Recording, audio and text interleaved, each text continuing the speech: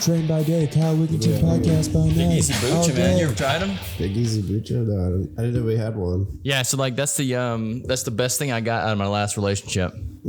She introduced me to Big Easy Kombucha. And yeah, I like it a lot. William Baldwin. That's me. That's the name right there, man. So do you remember the first night that you and I met? Yeah, that was probably when I first moved back. I guess been damn near, that was probably a year ago now. Yeah, dude, time doesn't exist anymore. That's one thing I've realized. Yeah, you can get it however you need to. Let me set it up. I guess we'll see Mike and then pull up whenever they pull up. But yeah, so Big Easy Kombucha. You know, if you ever want to sponsor something to the show, hook us up. But no, yeah, this is it's good stuff. I never really was a kombucha fan until I tried theirs and changed my life. Yeah, I've had it a handful of times. I can't remember. Take better care of myself. I need more bucha in my life. I don't know, man. Like I've heard good things about it. But then again, you're drinking, what is that? Just grapefruit juice? There's vodka in it. Okay, I was gonna say, what the fuck is wrong with you? Never mind, it makes sense now. For anybody wondering, it's 9 o'clock in the morning? It's 10, to be fair. It's okay. It's Sunday. Come on. Who cares? Sunday. I should throw some alcohol in this. Isn't this like alcohol anyway? Yeah. Actually, fun fact, if you take a drug test, I think you can't drink that because it shows up. Really? I think maybe that might be wrong. I don't know, but I think there's a little bit of it in there. Yeah. I'm down with it. It tastes really good. Yeah. So yeah, you the first night that I met you, it was one of the open mic nights. I'm just sitting outside like I normally do. You know, no one really knows who I am whenever I'm in incognito mode. You are incognito, yeah. Yeah, I just I come in here. If you don't know me, I come in here with my green bandana on. Just wear like a white t-shirt normally. No one knows. I just blend in with the crowd. Keeping it cash. That's right. So I overhear William. You were talking with your friend that night. Was that? Yeah, it was a guy there. I don't know who the guy was, but I guess he had like come with you. Probably, yeah. Yeah. So you guys were chatting about comedy, and I was like, "Oh, this guy's gonna be good." And ever since then, it was like your style is like cool as shit. Oh, thanks, Kyle.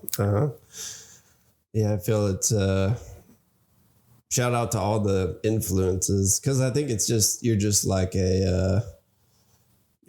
a collage of all the things that you like, right? So for you, who would that be the most? Just Stanhope, Emo Phillips, Anthony Jeselnik, Dimitri Martin. Dimitri Martin, so underrated, but yeah, I think like any artist is just you're just a product of all the things that you like. Yeah, and I think that if you have good taste, then maybe you pick a bunch of good people and then maybe you become a new thing that's a product of everything that you like. Yeah, it makes total sense. Yeah, for those of you who don't know, William Baldwin here to my right, left for you on the camera, but he is a comedian. Yes. Yeah. Should have established that up top, but yeah, I know. It's my bad. It's all good. It's all good. I just assume that people know you. Maybe. Soon. Yeah. No, but you're so right about taking the artists that we know and kind of you become a culmination of all these people that you're influenced by. I find there's a lot of artists out there that I find influential. I'll have a folder that I put influence on. Oh, okay. Yeah. So anytime I just need like some inspiration, I'll go and I'll look at this folder and there's like so many awesome like people out there that are creating these cool shit and probably not even getting paid for the stuff they're creating. No, yeah, it's I feel like anything creative it's such a journey. It's like it's an act of love, right? Like you go into it like I just had no expectations going into it, and like I still don't like. That's almost how you have to be with art nowadays. Like you really can't go into it just going, well, I'm going to make $1 million. You're like, you got to have like love the act of creation.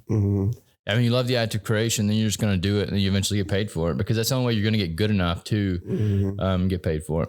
Well, it's that classic thing of just putting in my opinion, you have to like not care about the financial stuff before any of that. Like you genuinely have to be like, it's not about the money at all. It's just, it's like, this is the thing that I want to do. Like there's like an old comedy thing where they're like, be the comic that you want to see. And that's like what I want to do. Like create the comic that I want to see. Does he make $30? Is he rich? Doesn't matter. But like you went out and saw that person, you're like, that was like what I wanted to see. Yeah. And funny story is like, when you get into it, you're just like, oh, this is like easy. Like I've seen all the mainstream stuff and all that. And then you get into it and then you see like the people that aren't famous or you don't know about. And you're like, oh, I was completely wrong. I have no idea what I'm doing. Yeah. But you're already trapped. You're already on the bike path, you know? So do you feel compelled now? Yeah. Well, it's, yeah. It's like you're doing what you want to do, and yeah, you've already started the journey. But like if I would have got back in again, like the things that you would see like in mainstream stuff, it's you would be like, oh, I can do that, right? That's how everybody starts. I don't know about other creative art forms, but with stand up, it's like, oh, I could do that. But like I was saying, like you see people that are just like, once you get into it and you understand how crazy it is, it's like, oh no, there's people that are amazing at this. You don't know what you're doing. Like that's just like the things that are like easily accessible to the public. Like, oh, this is just on TV. This is like middle of America stuff that everybody loves. But yeah, you get deeper into it and it's like, I mean, there's a format and a formula and everything to all this stuff. It's like I normally see you guys at the open mic, so you're working out material when you're there. So it's not like your real performance. But I was blown away the other night whenever Pickle and Mike and Marcus did their like longer sets and we filmed them, because that's the first time I've actually seen them perform the craft of stand-up comedy. Yeah. And it was beautiful, man. Like to see them like do their jokes the way they're supposed to be told rather than just like to a rowdy crowd of open micers. Yeah. Yeah, I mean that's the craft of stand-up comedy. And it was phenomenal. Blown away. Well, yeah, you saw like the polished product. That's what's so funny is like we go all around town to everywhere and basically burn all the bridges. Like, oh, I've seen him. This is the worst. But then like at the end, it's like, no, trust me. Now I have it. And it's like, we already hate you. Yeah. You've already burned every bridge. But that's the good thing about about the world we live in today is because even if you do burn all those bridges locally, like if you can put together a solid hour, then we can film it and like you can actually sell it to somewhere else. And then the rest of the world can experience that polished version of William Baldwin. Right. Yeah. Yeah. So I mean, that's ready. But no, it will be soon though. Like all these guys, that's why. Yeah. Because I don't know. The other night was like a surge of like inspiration and fire for me to like see these guys and just see them knock it out of the fucking park, man. So I mean, I feel like way about all you guys. Yeah.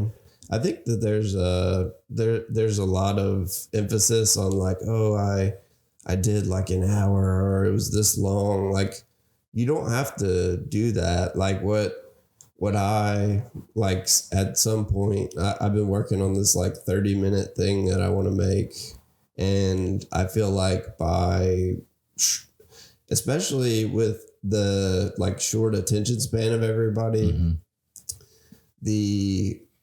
it doesn't matter. Nobody really, I mean, unless you're like one of the top comics, nobody wants to see you do an hour anyway. So like put together your best 20 minutes or your best 30 minutes. And then people would watch that and be like, I liked that, instead of dragging it out and like putting a bunch of filler in there. True. Yeah. I mean, there's got to be like a psychological format to this that I just haven't looked into yet. But I mean, yeah, that's a good point with the attention spans that people have. That's why people are blown up on TikTok like they are. Just because TikToks are 30 seconds long at most. Yeah. There's some good ones, but I feel like so much of that is like, we got to like put something out right now. Man, there was a interesting study that I was reading the other day, and it was about how scientists have no clue what TikTok is doing to the human brain. Mm-hmm. Because there's a thing called context switching. Mm-hmm. And what normally happens in context switching is when you walk into a room, you switch contexts because like you're entering into a new space. So the brain's like readapting to the new space. Mm-hmm. So TikTok is one of the first social medias that's actually taking advantage of that aspect of the brain. So when you're going through TikTok, it's context switching you every single time you see a new video. Mm-hmm. So they said they don't know what that's going to do to the human brain. That's some freaky ass shit right there. I think that feels like life, where you just walk around with a headache all the time because you go into something and it's just like, oh, this is crazy now. Like, I'm exhausted. Why is this so like chaotic and just not my comfort zone? Do you do TikTok? No, I don't. There is good TikTokers, but like my overall thing is like there's so much on there that's just like, ugh. But there's so much on all those social media platforms now. It's overwhelming. That's why, and people wonder why they have anxiety all day long. You have anxiety all day long because you're literally just looking at different things all day long. If you would just put it down, focus on life for a little bit, then like your anxiety might go away. Yeah, I agree. It's But like I was saying earlier, I think maybe because you always, in my experience, you always like, you go into it like, oh, this is like, same with like the stand-up example I brought up earlier, like get on stage, I'll be good. It's like, no, you won't. But there's, people that you're new to it. And so it's like, you don't know what you're talking about. Right. Yeah. Were you here the night that I tried to go up? I don't think so. Oh, bro, it was bad. Yeah. Yeah. So, I mean, I this time I was still bartending, right? Mm-hmm. So I was like, well, I do this shit every fucking weekend. I'm behind the bar. I'm like telling jokes. People are laughing at my jokes. I didn't realize they were laughing at me because I was just getting them drunk. That's the only reason they were laughing. So I get up on stage and I try to go with some of my same bits that I use behind the bar. Immediately fell flat. Yeah. The only person in the room that was laughing was Marcus, and he was laughing. I was bombing so bad. Oh yeah. He thought it was hilarious. I was like, you son of a bitch. There's there's so much of that. I think like,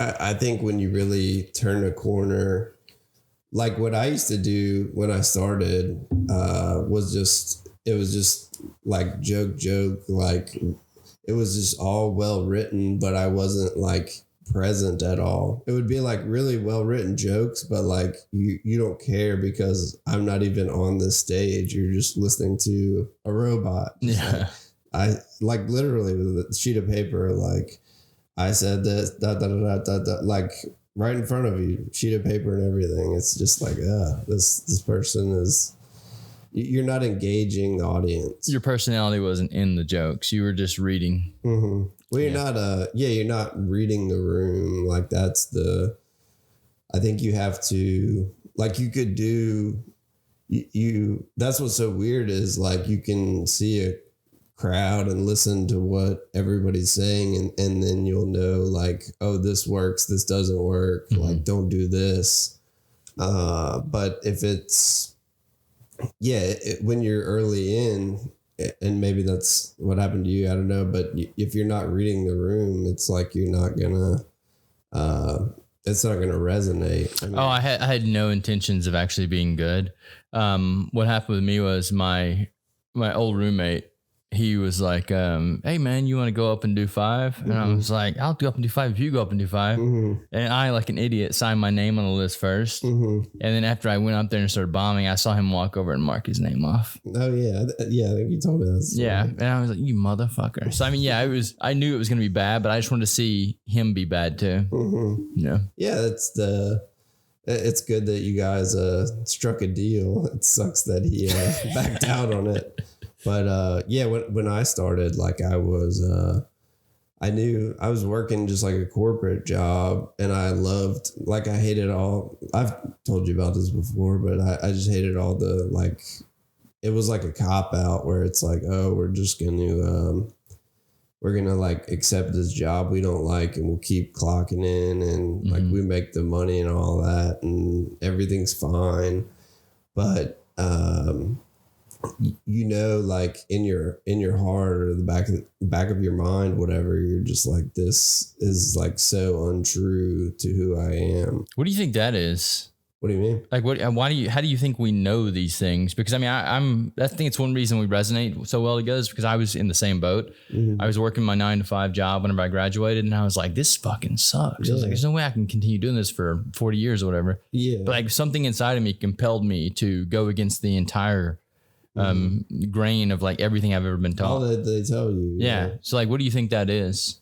I think that it's like, it's kind of, to shit on the earlier generations of our time. It's like they always, like, anytime I have a friend that like goes out on a limb and does something creative, everybody's always like, oh, like, don't do that. Like, don't stick to your path and all this. And it's like I understand how it's, I mean, it's rough out here. Like you can get fucked up if you don't like steadily chase security all the time. But I think at the end, if you always chase secure like jobs and all that, like anybody can do that though. Like you can keep doing secure jobs and just like do the bare minimum and keep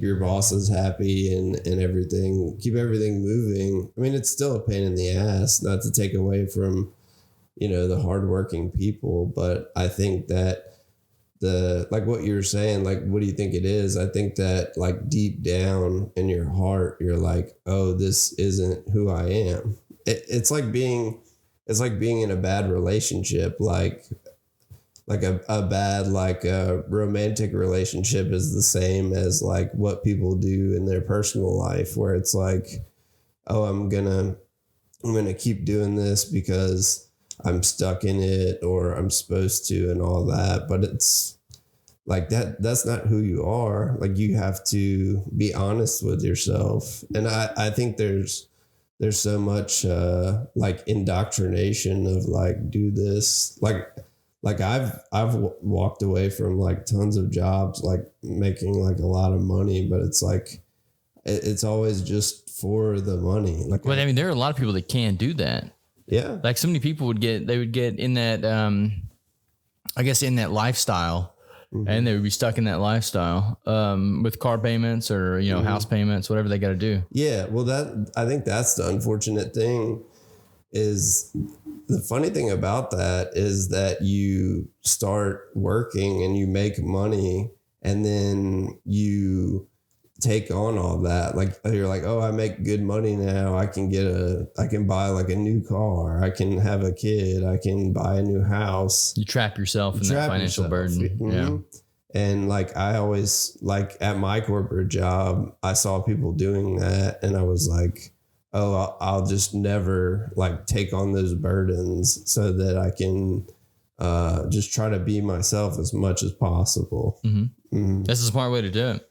Trying. Yeah, luckily there was a few people that came in my life at a pretty early time. And so it's random encounters like this that just make me wonder if this is a video game. But people that I didn't know at all, they would come into my life. And I remember one guy, he, at the time, this didn't resonate at all. 'Cause I was like 16 or 17. I had a chip in my truck glass, and I had to go to them to get it fixed. And as I was leaving the place, I grew up in a really small town. As I'm leaving this guy's glass shop, he looks at me and he goes, "Son," so what do you? He said, "Never live above your means." And I was like, "What the fuck? Why did this guy say this to me?" You know, a little jerk, fucking teenager that I was. Didn't resonate at all. But I go to college, living my college days, playing basketball, doing all that stuff. Come back to my hometown one weekend. That man's wife went crazy. This is a story we heard. Went crazy. Went down to her son's house, shot her son point blank in the chest with a shotgun, killed him. Went back to their house, shot the husband in the head, then lit the house on fire and shot herself in the head. And like, that's whenever that quote that he gave me resonated. And I was like, holy shit, like all this had to happen for him to tell me never live above your means. But like, his advice has helped me so much in this life, because even at times when I'm like, fuck, how am I going to pay the rent this month? Yeah. Me living well below my means has always been there as it's been a beneficial thing to me. Yeah, I mean, you're a starving artist. Like, you have to just embrace that. It's gonna suck. I always knew that. It's like, but that's why for me, like, when it comes to the me asking you, like, what is that inside of you that's drawing you to do it? There's something inside of me that I have to create. I have to, like, whenever I see guys like you that are so amazing at your craft, like, I need to use my craft to like help you out. Like, I just need to like do something. And like, if I go like a month or so without having a creative project, I just start craving something. I'm like, what am I going to do next? Yeah. And it's, I think that, if you neglect what you want to do, there's always people find these escapes like drugs, alcohol, all that, and it's I think that all that is just a symptom of like being unhappy. Like, it's you just have to, if you neglect like who you are deep down, like it comes back to get you. Yeah, I think, in my opinion. Yeah, no, I think that's a great way to look at it. And a lot of times when these people are turning to the drugs and alcohol all the time, it's to fill a void inside of them. Yeah. Oh yeah. And that void is strictly from either running from a calling that you have, or maybe you're avoiding certain feelings that, so like, for instance, one of the things I like to talk about is like the relationship aspect of it. Where as soon as you get out of a relationship with someone, a lot of people turn to drugs and alcohol because they're trying to fill that void that's left from that person that was there. They're trying to like fill those chemical hits from the dopamine and oxytocin and stuff that that person was giving them. Yeah.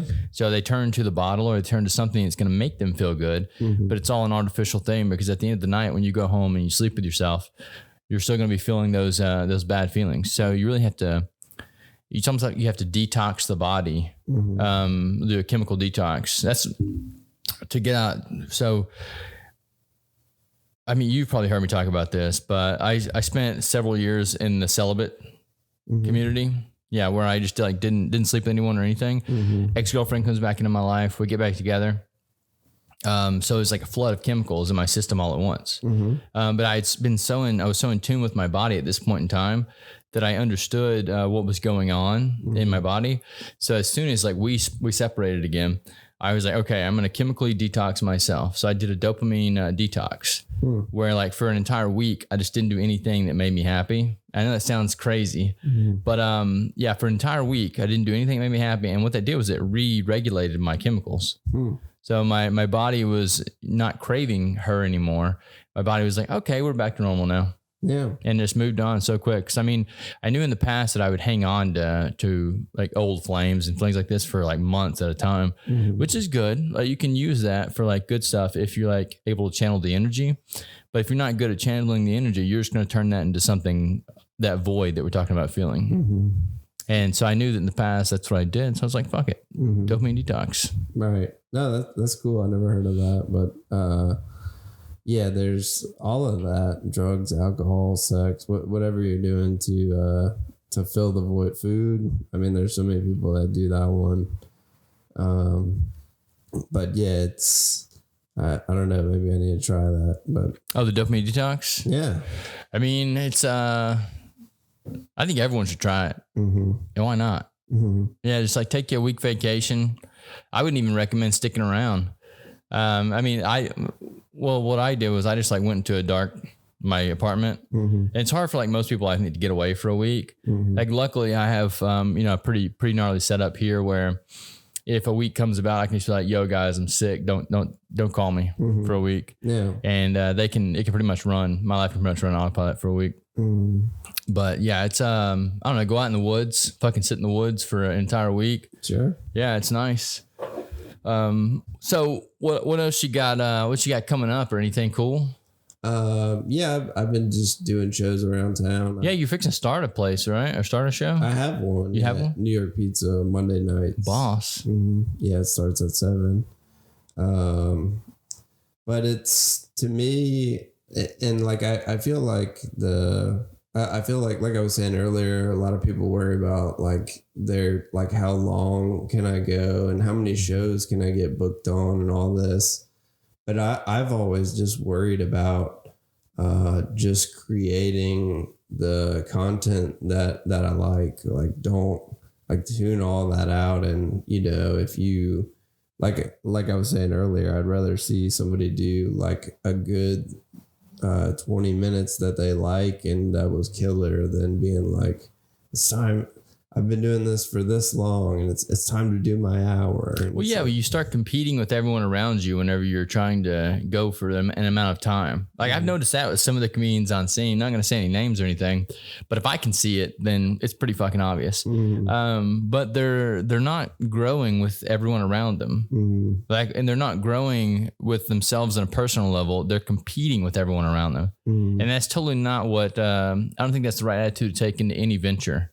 No, yeah. Yeah. So, I mean, you don't compete with going, oh, yeah, well, I got an hour. Like, what do you got? It's like, no, like, but is your hour solid? Yeah, you have an hour, but it's not good. Yeah, it's a good material. Like, Everyone has an hour. Yeah, it's like I've seen you fucking bomb on stage before, too. Like, who cares if you have an hour? If it's not good stuff, then who cares? Mm-hmm.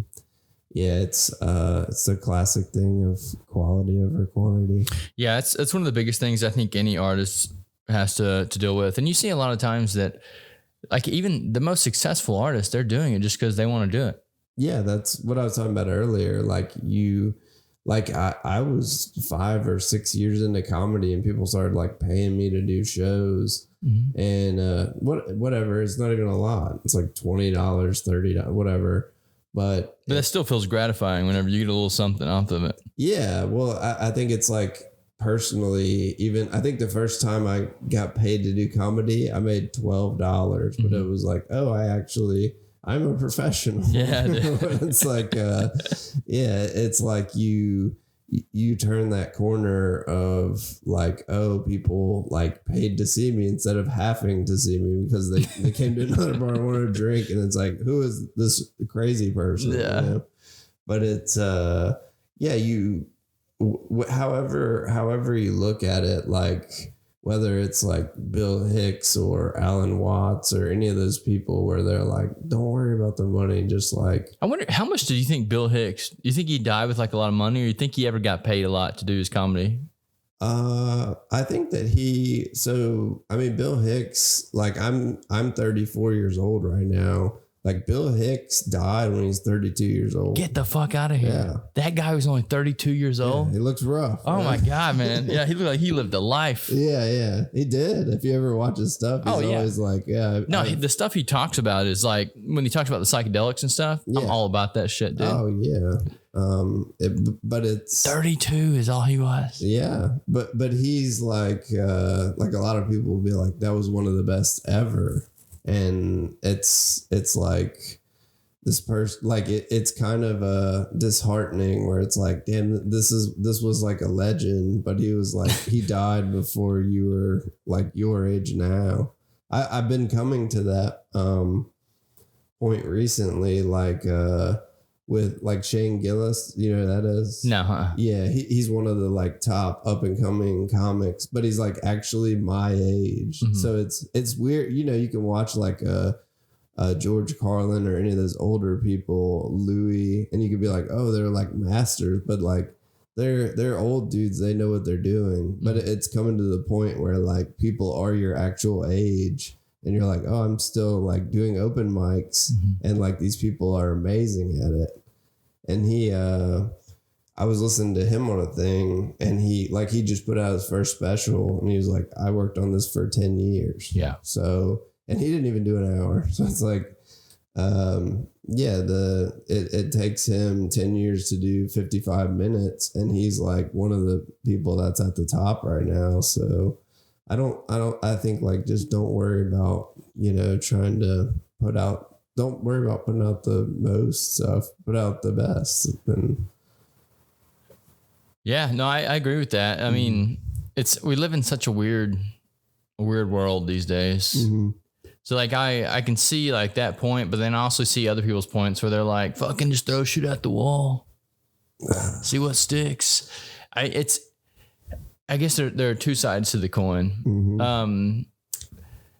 Yeah, I don't know. I think that anytime you do something for a long amount of time, kind of like this guy right here, the 10 years, Shane Gillis, have you said his name? Shane Gillis, yeah. Yeah, if you can hold on to a craft for 10 years and keep slowly progressing in it, no matter how far, you're going to be better at it. That's how this thing works. It's how life works. Anytime you keep repeating something over and over again, you're going to refine it. You're going to get better at it. Yeah. But the attention span things, this is another one of those things where I think people who can concentrate on something, it's going to be like a superpower in the future because no one can concentrate on jack shit anymore. So those people who can still block things out and concentrate on one thing, such as stand up, those are going to be the ones that make it. Yeah. Just being in the moment, being present. Yeah. And that's like kind of the point I was talking about earlier where it's like, you're just like, these are good jokes, but you're just like reading it off a sheet of paper. Like you're not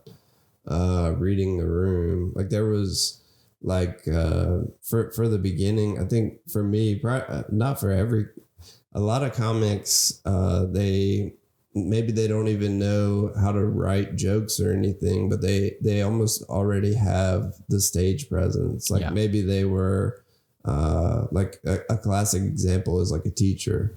Like this person goes up in front of like 30 people and just talks every day.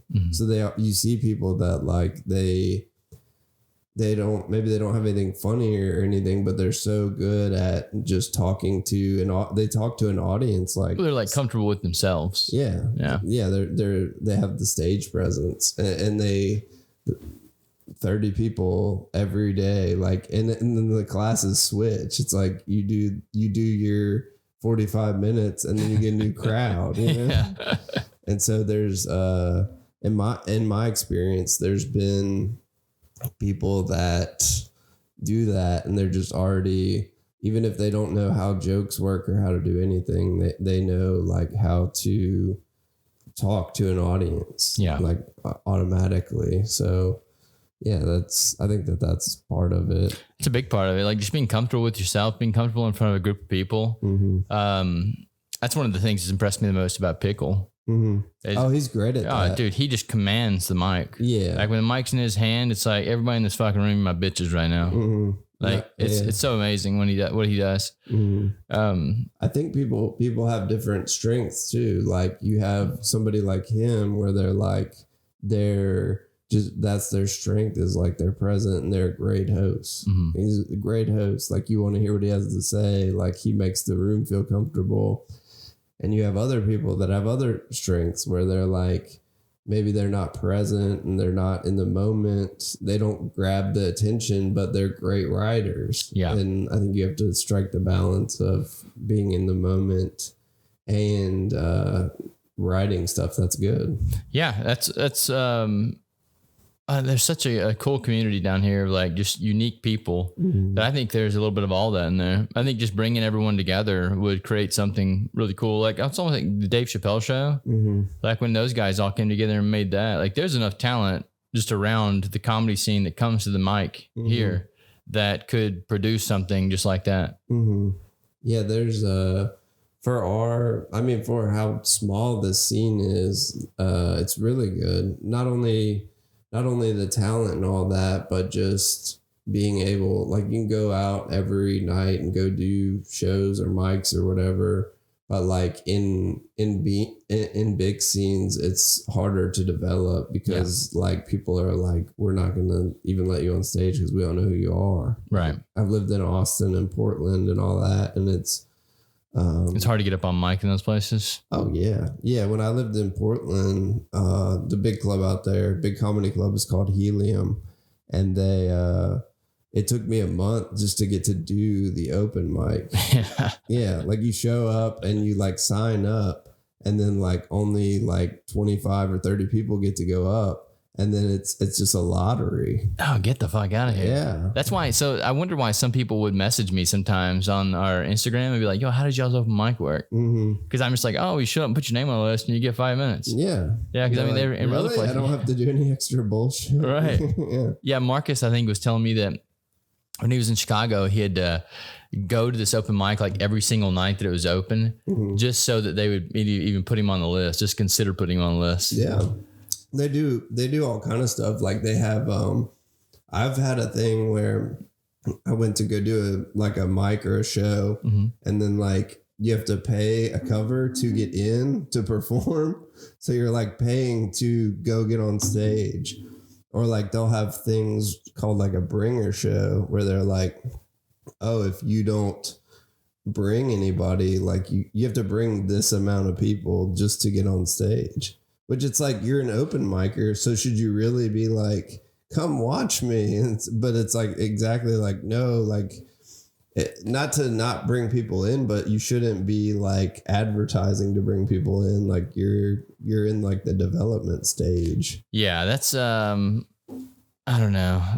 Some businesses, the way people run some businesses, like I get it as a person who runs a business, but at the same time, you have to allow the artist to grow their craft too. You can't like make them go out and run your business for you.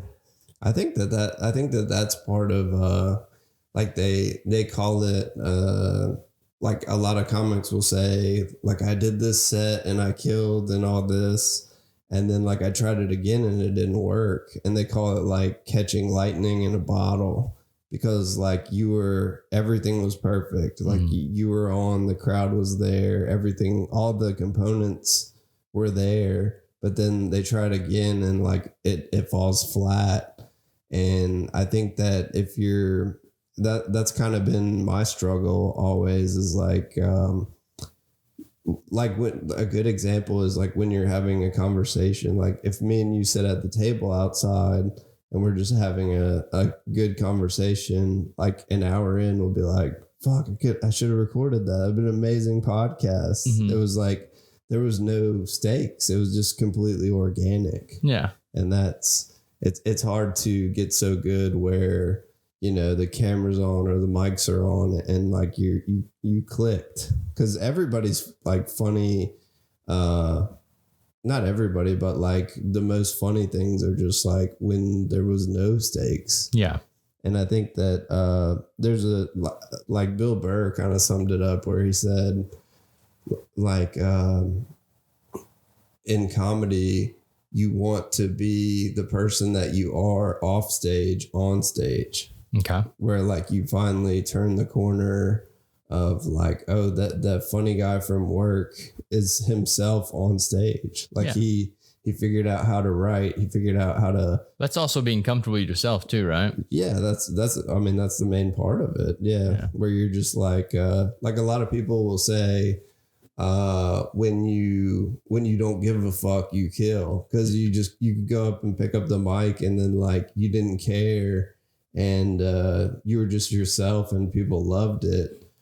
And instead of, you know, you were like nervous and you're like, this is my prepared things. Like, there's people that like in the early days of their comedy, they would have like a rehearsed thing, like totally written out, where you'd walk up on stage, like written out, and you'd be like, hello, my name is Kyle. And it's just like, you don't, it's just so robotic. Yeah. Unless it's a skit that you're pulling off. Yeah. That's not going to work. No, it's, so that's, I think a lot of it is that, like, how can you go, They have this book called Running the Light. Sam Talent, best book to learn about comedy. In my Running opinion. the Light. Running the Light. Yeah. Cool.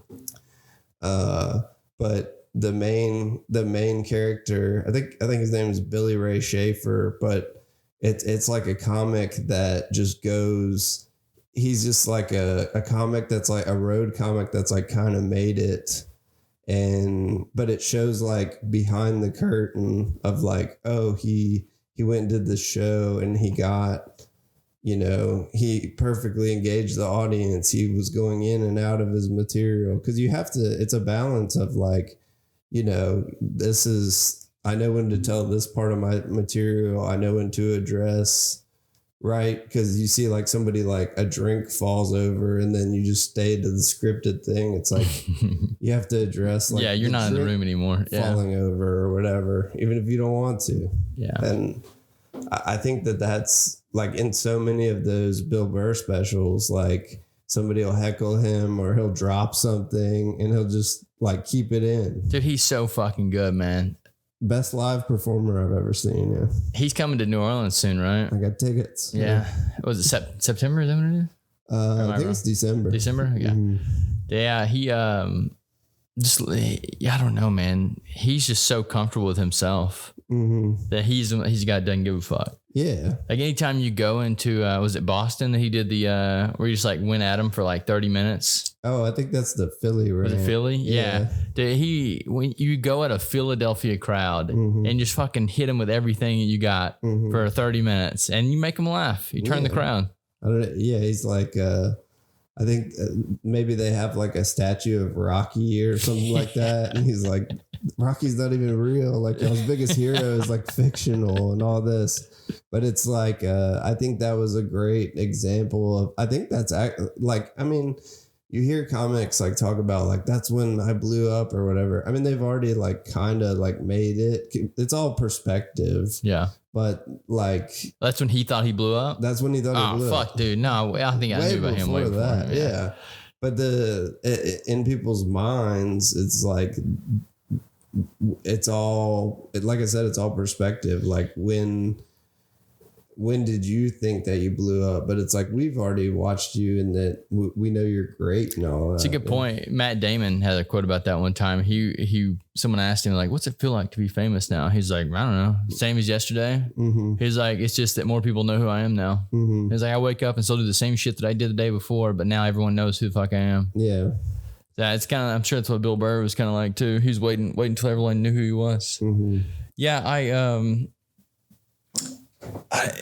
I think with what you were saying, like all conversation's a skill too, just like us doing this right here. I didn't have this until I moved to New Orleans. When I moved down here, I started bartending on Bourbon Street. Yeah. And I developed this very quickly because I mean, down there you're meeting so many people from all across the world. Psychos. Yeah. Psychopaths. Yeah. You're having these conversations that are deep, that are fucking far out and outside of the box. You just never know what's going to walk into the door next. So you really have to learn how to talk to anybody. So I mean, that's kind of where I developed this little skill right here. And something about sitting down with a new person and having this conversation about just really not knowing where it's going to go. It's kind of the same thing. It's almost like a video game that I'm playing with the person. It's like, where are we going to take this next? Yeah. I think that, I think that there's like great things you can learn from watching like YouTube or reading. Like one of the, like in comedy, there's like two camps where there's people they're like, don't take classes, don't read books, like just go get on stage. And there's other people that like promote all that, just where it's like, read about it and get better at it. And I don't know the answer to that. I know that I've gotten a lot from both, but I remember listening to Louis C.K. talk about something and he was like, all that makes you better is going up on stage like over and over. That's what Louis C.K. said? Yeah. And it's like, you just, you're reading the room, you're in the moment, you're used to all these weird situations and all this. And I neglected that like early on. Like I wanted to like just already be good, like immediately. And, you know, you have to, there's that quote of you can't be the master if you're not willing to be the fool. I like so that. You have to, it means, you have to just sit there and eat shit and people hate you and all that. Yeah. And COVID was a great example. Like when I first came back down here, like I hadn't done comedy in like, I think it'd been a year and a half. And you're so rusty and you don't know what to do that you're almost brand new again. You know it's going to be bad. You're like, fuck, man, the first time I get up on stage, it's going to suck so bad. For me, it was. I mean, there's probably veteran comics like a Stanhope or a Bill Burr, Louis or something, Chappelle, just people that are natural. Well, ones that have done it like a million times. But I was the same way, man. When my first audition back, I was bad. This is for being in movies? Yeah, for film. Okay, yeah. So first audition back after COVID, I wasn't in the right headspace either, but I knew that I had to get the first one under my belt. So I went to this audition and I sat there with the producer and the director of the film. And I gave this read and it was just awful. And he gave me some direction back and my second read was just awful. And he's like, yeah, thank you for coming in. And I immediately walked out there and I texted the girl that had set me up on the audition. And I was like, dude, I apologize. Like that was so embarrassing for me. So I can only imagine that they think that's the quality of actor that you're with. And she's like, no, they understand that like it's that it's just after COVID. And I was like, good. I'm glad they do. I think that goes back to the point I was talking about earlier, where you're just like reading it and you're not in the moment. You're not the character. I was so bad. Yeah. Yeah. And what you were saying earlier, where you went and did service industry. Service industry is like so good for learning how, whether you're a comic or an actor. I think that because you almost have to just approach strangers and like do your thing. It's almost like, maybe this sounds douchey or whatever, but like, if you go up and, like randomly approach women all the time, like you would actually get better at it, where it would, because you're just going up with nothing and it's like, how is this person going to be interested in me? Like I just approached them for their looks. How am I going to win the crowd or whatever?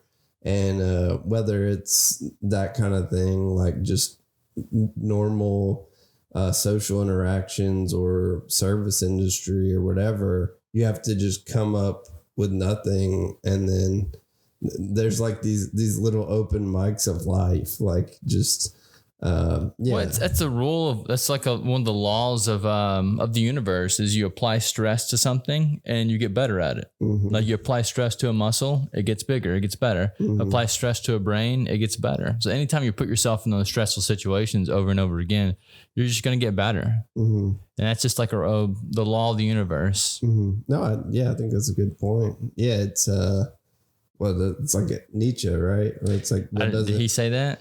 Well, he said like, what doesn't kill me makes me stronger. That was Nietzsche? That's Nietzsche. Nice. Yeah. And it's, that's like basically what it is. Like if you went, if you went into a situation that doesn't support, like I've heard like a lot of white comics be like, dude, we used to go to Harlem and we'd go do the black rooms and like, it's not my demographic and all this, but I got so much better because like they're already like, you know, you're from like different points of view and you go up and like you have a totally different style, totally different point of view. But if you can do well in that environment, then you'll do better in any environment. Sure. Yeah. It's one of the things I've noticed about some of the greats is that they can literally crush any room they go into. Yeah. And it's especially like people like Bill Burr, who have been on the road for so many years. He's developed jokes for everyone all over the entire country. Yeah. So, I mean, that's something you got to have in your bag too. I think that's, and like Ryan Rodgers. Yeah. He's a great example of somebody that like I've seen like go into different environments, but like on his phone, he'll have like what kind of crowd it is. Oh, get out of here. Really? Yeah. Nice. Mm-hmm. And that's like the material that will kill in that room. I didn't realize that there were, who was telling, I forgot, I think Mike might have been telling me this the other day, but there are certain rooms in the city of New Orleans that they're tailored for certain jokes. Oh yeah. So I wouldn't think in that. Yeah. That's the whole, like the things that I say, like, I can sit, well, what I am is just like, I try to unapologetically be myself and like say things that I think are funny. But if I go to a place that's woke or whatever, like they might be like, that's offensive or something like that. But yeah, there's definitely stuff there's a difference. Like at my mic on Monday nights at New York Pizza, it's like anything goes, like be as extreme as possible. But there's like in the pizza place, fuck in yeah, the dude. back of the pizza place, yeah. Like how it would be.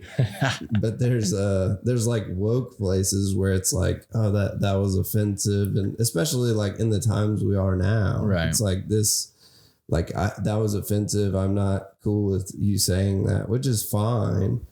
But to your point, like I think you turn the corner when you can like go in, like you can be like Ryan, where it's like, oh, this is, I have to go through the phone. This is like the woke crowd. This is the straight dude brutal crowd. You're like, I know better now than to say this at this place. Yes. Yeah, there was a guy here the other day who was talking about the place called 12 Mile Limit or something like that. That's a good example. Yeah, he was saying that he's kicked out of there and he can't come back. Yeah. What the fuck do you have to say to get kicked out of that place? Yeah, I've never heard of this place, so. Yeah, it's in Mid City. I've gone up over there a couple times. That unapologetically funny. Is that like someone special? That should be your first special. You think? Yeah, that's a good name. Unapologetically funny. Dude, there's so many. We need to note that one. There's so many good ones. Like I think my two favorite special names is the big Seinfeld special, which is, it's called I'm Telling You for the Last Time, which is like, I've worked out my material and it's perfect now, and I'm telling you for the last time. And the best one is Dimitri Martin, and it's called Dimitri Martin Live at the Time. I like it. It's just live while you're there. Yeah. And that's the kind of shit I like, where it's just like, that dude's on another level. Like, yeah, he's telling jokes that like you won't get until tomorrow. And then you're like, fuck. Yeah, I think maybe people would scroll past that on Netflix, but it's like, no, that is like the most genius name of a special, Live at the Time. Dude, even like Mitch Hedberg, the shit he used to pull down. Yeah. I'm like, these guys are phenomenal. He was also a young one that died. What did he die? 30. I don't know how old Mitch Hedberg was when he died. He was pretty young too. He's probably about our age. Yeah.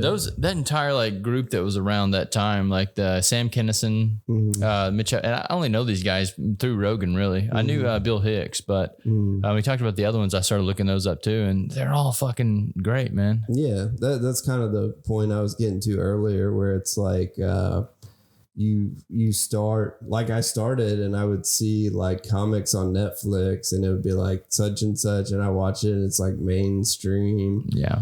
Like the new Jeff Foxworthy is a good example. Like I think I have respect for somebody that's been doing it so long and can fill a huge arena and just be amazing.